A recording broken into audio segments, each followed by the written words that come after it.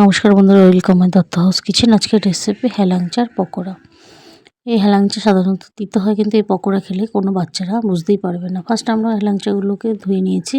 এখানে নিয়েছিলে ছাতু, গমের আটা, কালো জিরে, স্বাদ মতন লবণ, হলুদ, এটা বেসন দিয়েও করতে পারেন, আর লঙ্কা গুঁড়ো। এরপরে আমরা ভালোভাবে ব্যাটারটাকে একটু হালকা পাতলা করে এইভাবে আমরা গুলিয়ে নিয়েছি। এরপরে এক একটা হেলাংচার ডাঁটি আমরা নিচ্ছি, একটা বা দুটো। আমি দুটো করে নিয়েছি, যেহেতু একটু বড় বড় হবে। আপনি যদি পারেন একটাও নিতে পারেন, অসুবিধা নেই। দুভাবে আমরা এই পকোড়াগুলোকে দেখাবো। এরপরে তেল গরম হয়ে গেছে, তেলের মধ্যে আমরা ছেড়ে দেবো। এরপরে লাল লাল করে উল্টাপাল্টা আমরা ভেজে নেব। কে কোথা থেকে দেখছেন আমাদের রেসিপিগুলো ভালো লাগলে অবশ্যই সাবস্ক্রাইব করবেন, আর লাইক শেয়ার কমেন্ট করতে ভুলবেন না।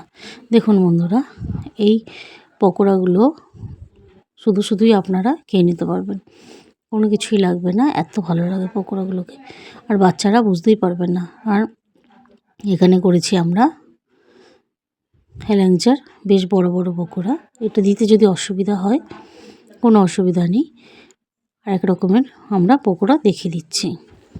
এইভাবে আমরা কুচি করে হেলাংচাগুলোকে কেটে নিয়েছি একই ব্যাটারের ভেতরে দিয়ে। এইভাবে আমরা বড়ার আকারে ছোট ছোট করে বড়া করে নিয়েছি। এবার লাল লাল করে উল্টে পাল্টে ভেজে নিচ্ছি।